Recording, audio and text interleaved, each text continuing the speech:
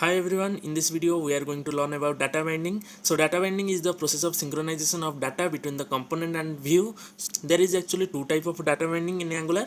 First one is one-way data binding and another one is two-way data binding. So let's jump into the code to understand it in a better way. So now we are inside of our project folder. So if you open src app, open app component.html, you can see the greetings message is showing welcome Sujit. This is a static data. So if we run our Angular application by using the port 4200, then you can see welcome Sujit is coming. So here the data is static. If you go into the TypeScript file, here you can see one title property is written here with a value Amit.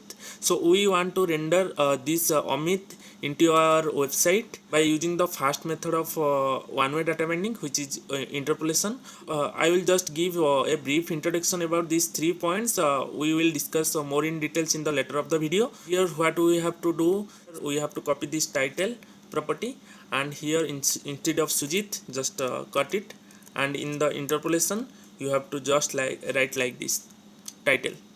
So if we save and go to the browser, here you can see welcome Amit is coming. So we can change also, so we can change the value of title property here also. Suppose this is Sumit and save.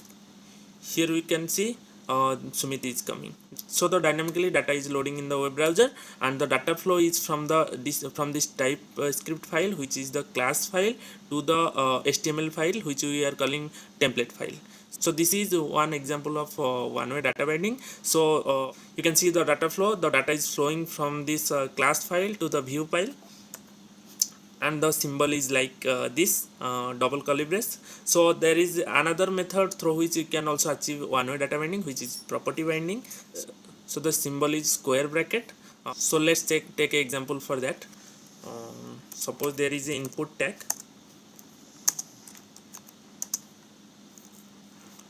with a value, suppose this title value, which is here.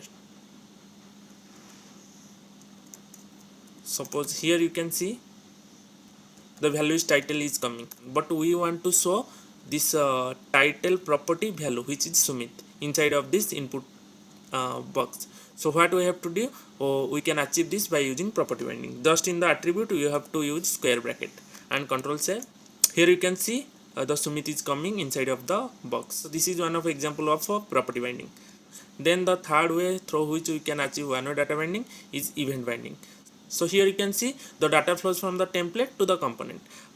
So event binding is actually any user action is known as event binding. So let's take an example for event binding to understand it in a better way. So suppose there is a button which is show message. We'll use the click function. Then we will write one method message. So let's define the message method here, and inside of that we want to show one message of we have declared one property message string. Then after this dot message, assign it a value. So what it will do, so when we will click on the show message, then hi I am Amit message should show. So here the data is flowing from the HTML file to the TypeScript file. So when we are clicking on the show message, nothing is happening because we have missed the interpolation. So here in interpolation we have to write down the property name.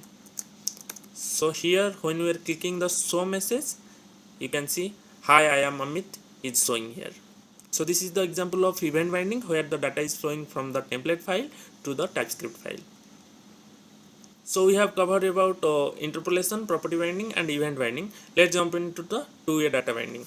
So as you can see the diagram, the data flows in both the ways. That means the data flows from the class file to the view file, and from the view file to this class file is known as two-way data binding. So we are using here ng model. So we are using the ng model property to achieve two-way data binding. So when we are using our two-way data binding, we must keep in our mind that we must import forms module from the Angular form package. So we will learn in details of two-way data binding in another video. So this is a brief introduction about data binding. We will learn more in details about these concepts in the coming videos. If you want more short videos like this, then make sure you subscribe to this channel. Thanks for watching. We will meet in the next one.